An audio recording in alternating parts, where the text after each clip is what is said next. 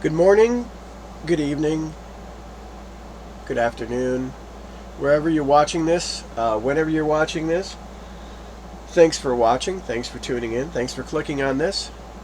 Um, Here's a rant. This isn't something I normally like to do on my channel. I don't like to make these kinds of videos.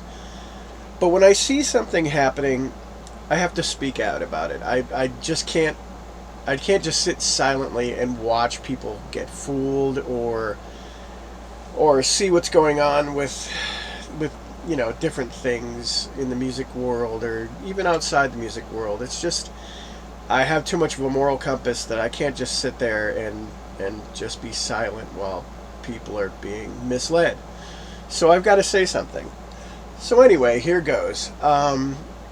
Please excuse the background noise. I've got, it's 90 degrees outside and I've got my air conditioner and fans on.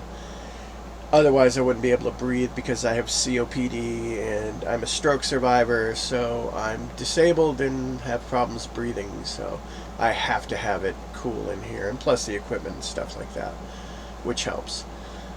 Now, the first thing I want to address is the Gibson fiasco. Now, I'm sure everybody has made videos on this, and I know they have because I've watched them. Gibson, just a quick summary of that. Gibson came out and they said that, you shouldn't copy their designs. It's their designs. It's, you shouldn't counterfeit guitars, which I agree with. There's no reason at all why anybody should be putting out like a Les Paul shaped guitar, for example, with the Gibson logo on it. That's pure counterfeit and it's wrong completely. So I don't, I'm not down with Gibsons and things like that. If you're gonna do that kind of stuff, just don't put the logo on it. That's all there is to it. But now Gibson has gone even further than that, and they're getting into guitar shapes. And personally, my view of it, they don't have a leg to stand on, because there's a guy named O.W. Appleton who created the Les Paul single cut shape in 1943 and submitted it to Gibson, and they rejected him. And then, a little over a decade later, they decided to use that shape for their Les Paul guitar. And so it's very disingenuous of Gibson to sit there and act like they own these designs. The open book design is something they're currently suing about, and they're claiming is their own design from the headstock, where the headstock looks like a book that's been on it. It's on its binding and it's open in the pages and stuff like that. The top of the headstock looks like that. But that design has been used in instruments since the 1800s. And so it's not Gibson's design. Gibson owns none of these things, or at least if they own them, they've stolen them. I mean, I like Gibson guitars, at least the older ones. And some of the Epiphone stuff, even recent stuff, is okay. But at the same time, I'm not going to give my loyalty to this company, and I'm not going to be, bowing down to them when they're doing something wrong. I don't sit there and support companies that are doing things in the wrong. I just don't. It's not something that I feel that my conscience can actually accept. So I'm not on the side of Gibson in this case, and even though I love Les Pauls, and hell, a Les Paul in the hands of Ace Frehley, whatever, however you pronounce his last name, there was a book called The Evolution of Kiss. It was included in Kiss Alive 2, and it has a picture of him, and he's in his outfit, his makeup, and the whole 9 yards, and he's got this golden light behind him, just lighting him up, and he's playing a beautiful Gibson Les Paul. And that picture is one of the main reasons I became a guitar player. I mean, not just their abilities and stuff like that, but just seeing that picture was like the final straw. I was just like, I gotta do this. And I listened to groups like Boston beforehand and the Eagles and stuff, and I always thought, boy, these guitar players, they're awesome. I mean, I'd love to be able to do that. And I just decided to learn. That was the final straw. I was seeing that picture. I was just like, I got to be up there doing that kind of stuff. So Gibson guitars, the Les Paul, was the main reason why I became a guitarist. I thought it was cool. There was a friend of mine who, he knew this kid who was a real freaking douchebag. And we went over to his house, and I wasn't even allowed to breathe on the Les Paul sitting on his bed. He had a Les Paul sitting on his bed. Couldn't touch it, couldn't even breathe on it. He called us a bunch of names and stuff. He's just an all-around prick. But that guitar, just looking at it, being there right in the presence of a Les Paul, it was just like the coolest thing around. I just ignored the douchebag and what he was saying. And I didn't touch his guitar, but I just looked at it. I was like, wow, this is what I want to do. And so I did. And I couldn't afford a Les Paul and didn't have one until the 80s. But so Gibson is a very big part of my history, and the Les Paul especially. And to see Gibson becoming this monster, this corporate entity, which is basically becoming the enemy of music, it's disturbing to me. And to see the video that Mark Agnesi was pretty much most likely told to make, it's just ridiculous that they would do such a thing. A lot of people have been just totally mystified, and myself included, as to why they would make this choice to go through and be corporate bullies like this.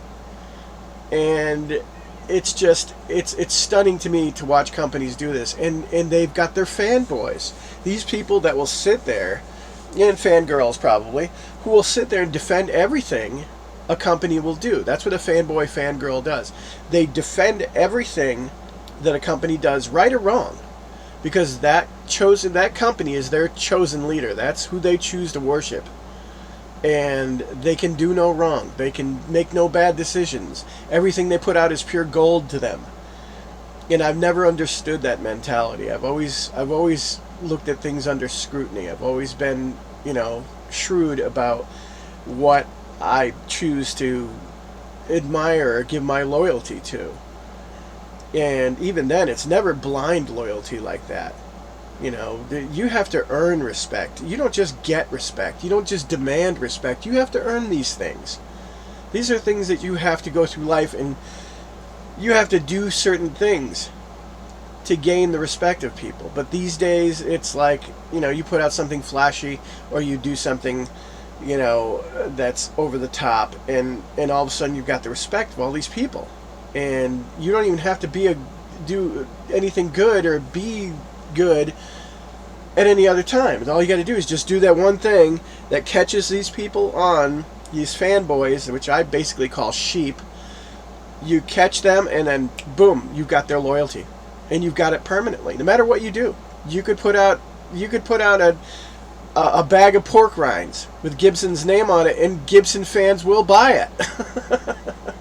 You can you do all sorts of crazy stuff. Gibson underwear. I mean, the Kiss fans have become like that in a way too, because you have your fanboys. Now, I love Kiss. I've been listening to Kiss since 1975, but there are people who will buy a Kiss coffin. There are people who will buy, there's a coffin, a Kiss golf towel, Kiss underwear, Kiss golf balls, you name it. They will buy this stuff because they're just totally enamored of the brand. And brands are something. There's a quote by a guy whose last name is Robbins, and the quote was that brands cause people to spend more money than they should. And it's so true. If you're a guitar player, for instance, and you're paying an incredible amount of money for the same wood, the same electronics, or close to, the same structure, the same body shape, but it's that name on the headstock, if you're paying for that name on the headstock, that's the thing that's compelling you to buy it, then you're entirely in the wrong business. Because in my opinion, you don't know anything about guitars. If you're buying a guitar for the name on a headstock, you've got a serious problem. Unless you are sponsored, which I will get into. Now, that segues into the state of YouTube. This morning I was watching a video by a guy, and there's a bunch of people who are angry, myself included, about companies like Disney taking well-established franchises and mutating them into political propaganda. And I don't like it. I honestly don't. It's like people don't go to the movies for political propaganda unless they're going to a political propaganda movie or a movie that's strongly in politics. But taking something like, say, Star Wars and throwing political propaganda in it is just, it's so disingenuous. It's so ridiculous. But just you'll have the fanboys and people who are, just Disney stars in their eyes. They will defend it, of course, because that's what fanboys and sheep and fangirls do. They will defend it, right or wrong. And I was watching this video by this guy who is part of this group called the Fandom Menace. It's kind of like a group of fans who are supposedly very angry. And I'm sure a good 90% of them to 95% of them are very, very dedicated and on the level.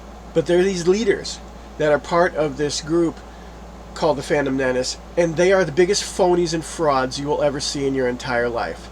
Completely and utterly. They are here complaining about Star Wars, Doctor Who, Star Trek, you name it. And they're doing it to sell t-shirts. They have merchandise lines.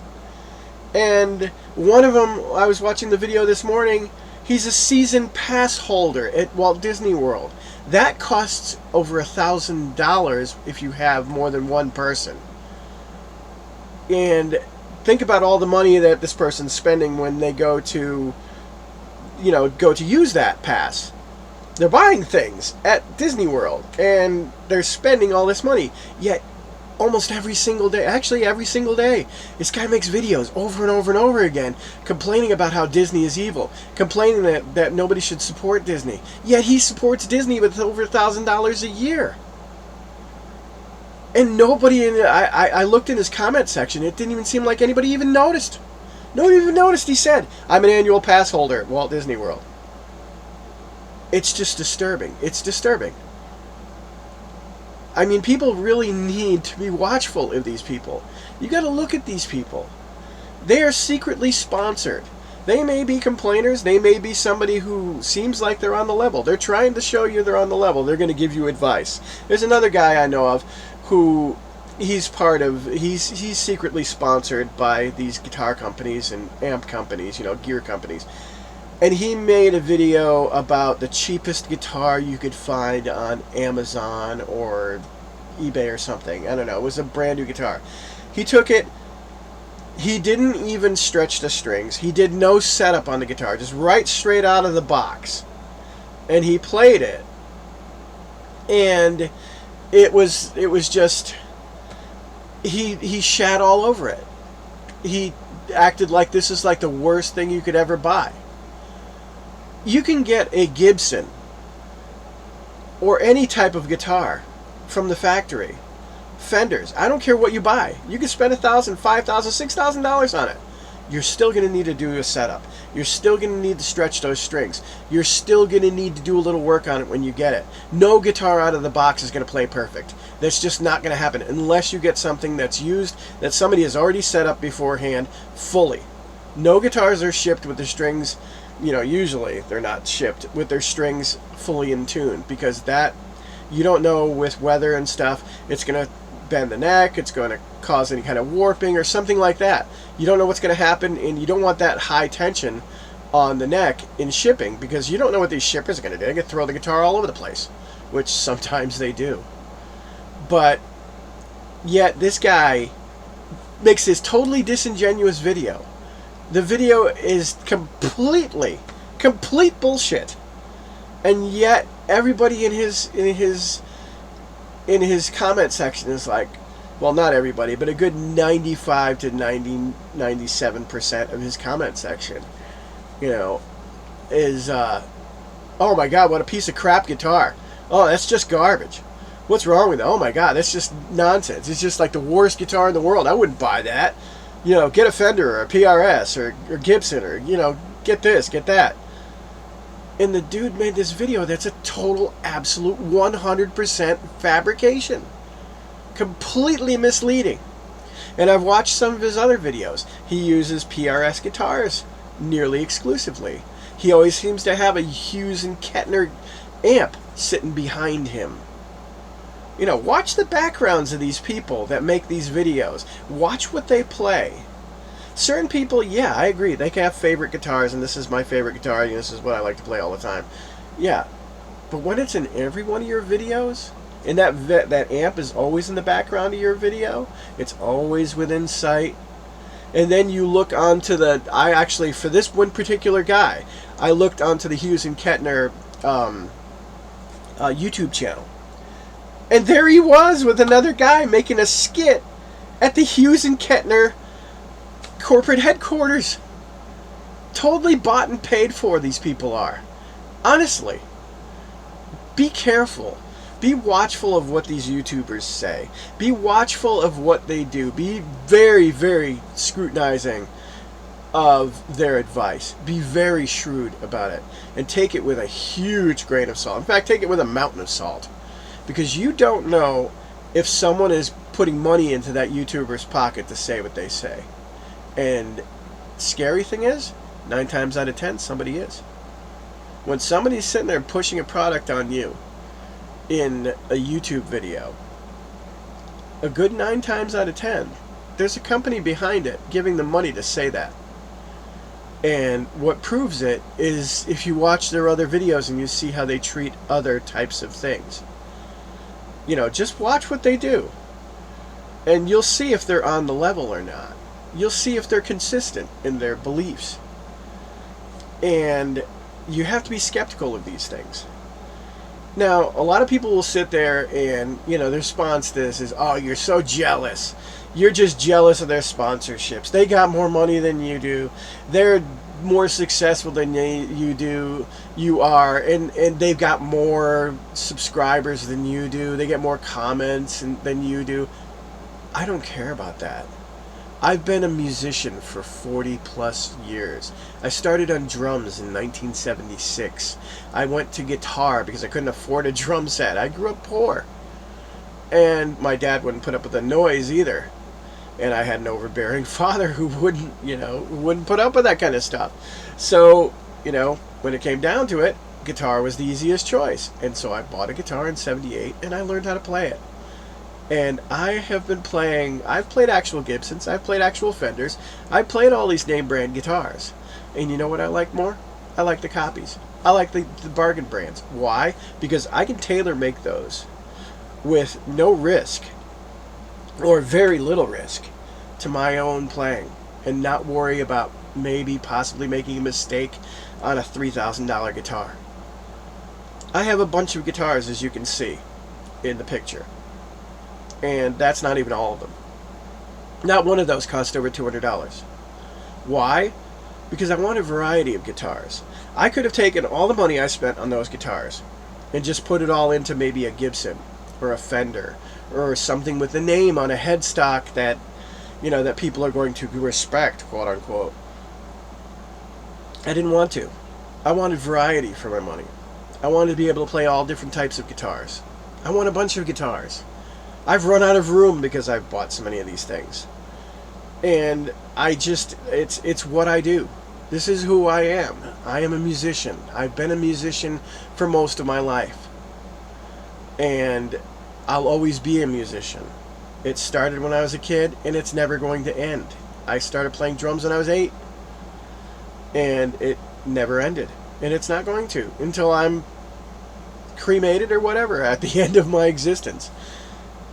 I don't do this to make money. I don't monetize my channel. I don't try to sell you anything. I just tell you my opinion. And it is my opinion. All of this is my opinion. See it for yourself. Let it play out. Watch these people. See what they do. See what they're trying to push on you. See what they're trying to sell. And watch how disingenuous they are.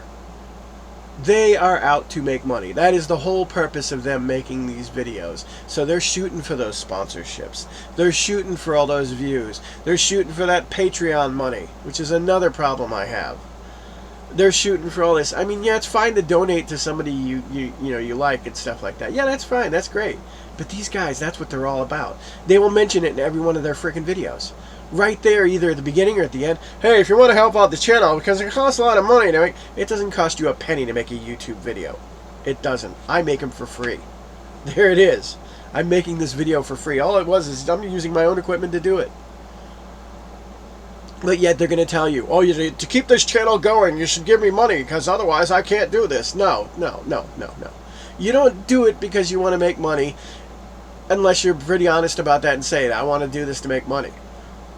You do it because you love it. You play guitar because you love it. If you're playing guitar for a paycheck, then you're a waste of time as a guitar player. I don't care how good you are.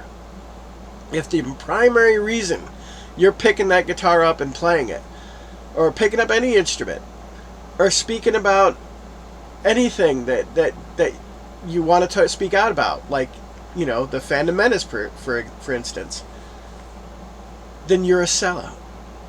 You're a sellout, and you have no business doing what you do, because all you're doing is you're in it for the cash. Cash is not everything, and I've learned that throughout life. You can call me jealous, you can call me envious, you can call me whatever you want. I don't care. I'm a guitar player. I'm a human being. I'm a person who sees right and wrong. I'm a person who understands what's good and what's not in his own opinion, in his own tastes. I'm a person who doesn't believe in lying to people, misleading them about things. If something's good, I'm going to say it's good. You can believe me or not believe me. Try it out for yourself. I'm not going to tell you to go buy it. I'm just going to say, here, these are really good. I like them. But I'm not going to sit there and be some kind of a corporate tool or stooge for these people. I'm not. And I'm not going to tell you, I'm not going to make misleading videos like that guy did with that cheapest guitar on Amazon. Because that's disingenuous. And that's taking, you know, some new guitarist is probably sitting there watching that video going, boy, he's right. And I really need a $1,000 guitar in order to be good. No, you don't. You don't. One of my guitars, and this is what I'll close with. One of my guitars. Well, actually, I'll close with two things. One of my guitars cost me $50 total. My wife and I, we went on Craigslist, and we found this Stratocaster. An Ariana Stratocaster for $30. It was parents were selling this because their son was off in college and he left his guitar there. It was just gathering up a bunch of dust. And there was an amp, and they sold us the amp too for like $50. It was a Line 6 Spider 3. You know, nothing spectacular, but it's good. It's not as bad as people say it is. Excuse me. And so we bought this guitar for $30. And I bought a $20 loaded pickguard off of eBay with a Bellcat humbucker in it. And you know what? To my shock and surprise, one, this guitar plays like butter. You barely have to press the strings down. It's so easy to fret, as most Stratocasters usually are. And that Bellcat humbucker sounds just like Eddie Van Halen's humbuckers. It's beautiful. I've made videos on this channel. The proof is like my friend who does that, the vocal coach. Gosh, I can't. It's funny, I can't remember his name offhand on pressure. But anyway, the vocal coach. He's a good guy. You know, he's an acquaintance, not really a friend, but you know how it goes. So anyway, he says the proof is in the singing. And with my channel, the proof is in the guitar playing. The proof is in the sound. And I've learned more in this past year than I've learned in a long time. Just putting together sound, working with all these guitar simulations and stuff. And, you know, the amp simulations, basically, not guitar simulations. And I've managed to get sound built and made and formed. And this guitar, this $50 guitar, it's Ken Tamplin, by the way. Just remembered his name. He's Sammy Hagar's cousin. Good guy. Watch his channel if you can. Ken Tamplin Vocal Academy. The guy's awesome. He's a good guy. So anyway, this $50 guitar sounds just like a Frankenstrat, Eddie Van Halen's Frankenstrat. And that segues into Eddie Van Halen's Frankenstrat. This is the last thing I'll talk about. Now, Eddie Van Halen, when Van Halen was just starting, he was poor too. Couldn't afford a lot of things and couldn't afford a new guitar. Couldn't afford a Gibson or a Fender, any of that shit. So what did he do? He went to the Charvel factory where he had a friend working. Charvel, whichever way you pronounce it. And he looked in this box. And in the box, you know, where they're making the guitars, there are a bunch of guitar bodies. There was one down the bottom, caught his eye, and he's just like, so what are these? What are you going to do with these? And it's like, his friend was like, oh, they're seconds. He's like, oh, so they're going to be made into guitars after the main stock is? No. They're useless. They can't be used. They're seconds. They're basically firewood. And he said, why? Eddie asked him why, and he said, well, because they got a knot in them, or the wood doesn't look quite right, or it doesn't seem quite right. And he's like, I don't care if it's got a knot in it. So he bought the one he wanted for $50. And then he went and looked on the want ads or wherever he went, and he bought a neck for like $80. So there he is, $130 into the guitar already. And he scrounged up whatever parts he could, bought a cheap humbucker, you know, as cheap as he could get, and dipped it into paraffin wax. And then pulled it out just before it melted. And he put that guitar together for less than $250. And you know what that guitar did? It took over the music world. It changed rock forever. It changed music. Hard rock music, metal, you name it. Eddie Van Halen, one of the greatest guitar players ever in existence. His guitar that he used to get incredible fame, to get where he is now, and to build Van Halen to the beast that they were, was less than $250. So when somebody comes to you and they tell you, oh, you got to have the $500, or you got to have a $700, or you got to have a $1,000, $2,000, $3,000 guitar because these are quality. Bullshit. Bullshit. It's not true. It's just not true. Learn every part of the guitar. Learn how to upgrade it. Learn what goes into it. Learn how to set action. Learn how to set it up. Learn these things. Learn how to use amplifier simulators.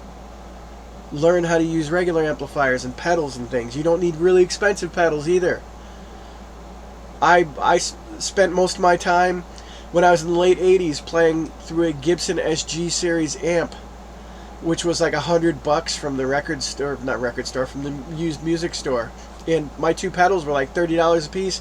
One was a DOD Overdrive Plus, and the other one was the DOD EQ equalizer pedal, just to get rid of the feedback that came from, you know, the high gain I was getting out of the Overdrive Plus, believe it or not. And that was my sound. Didn't cost me a ton of money. I played through copies. One of my favorite guitars was a Squier 2 Stratocaster that cost me barely $100. Another one was a Hohner Flying V, and that cost me barely. All my guitars barely cost me $100, and I built a career out of them. I played gig after gig after gig for 30 plus years on copies. And you know who cared in the audience? Nobody. Nobody cared about the name on the headstock. They came to hear my bands play. They came to hear me sing. They came to hear the music. They don't care what name is in the background on your equipment. They don't care what name is on the headstock of your guitar. Only other musicians care about that. No one else does. They don't. And even if you screw up live, if you don't screw up like in a catastrophic level, if you like miss a note or two, no one cares. They're not even going to notice. I've actually gone through and I've been horribly embarrassed by music that I was playing because the band wasn't fully on, I wasn't fully on, everybody was having an off day. And I actually couldn't believe it when the cheers and the screeches and all that stuff started after the song ended. Because I was just like, that was horrible. People didn't care. They didn't even notice. What I noticed as a musician, they didn't notice. So nobody cares about the name on your headstock. Only you do.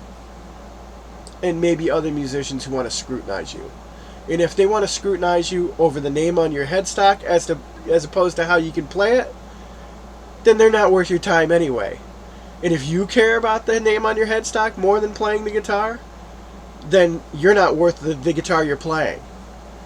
Plain and simple. That's my opinion. You don't like it, too bad. That's what I've learned in 40 plus years of being a musician, is that it has nothing to do with the name on your equipment or your headstock or your drum set or whatever. It's all about what you can do with it. And that's all I gotta say. Thanks for listening. Just be very careful with these YouTubers. Not all of them are on the level. Not all of them have your best interests in mind. They're out to make money. And just be careful of anything anybody says, even me. Check out what I say. Stuff that I like, guitars I play, check them out. You don't like them, you don't like them. If you want that name on the headstock, hey, whatever. That's your game. I don't care about names on headstocks. I care about playing guitars. I care about music. Have a nice day. And thanks for watching.